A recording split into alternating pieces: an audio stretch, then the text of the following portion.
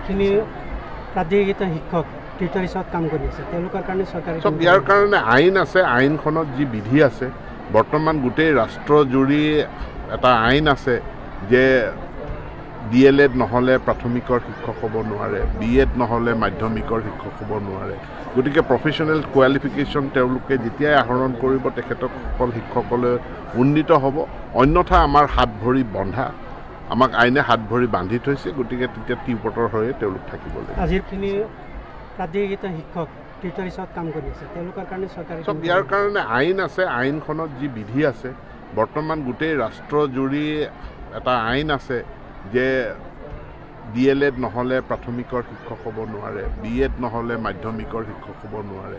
গতিকে professional qualification তেওঁলোকে যেতিয়াই আহৰণ কৰিব তেখেতসকল শিক্ষকলৈ উন্নীত হ'ব, অন্যথা আমাৰ হাত ভৰি বন্ধা, আমাক আইনে হাত ভৰি বান্ধি থৈছে। গতিকে তেতিয়া টিউপটৰ হৈয়ে তেওঁলোক থাকিব লাগিব। আজিৰ পৰা নৱম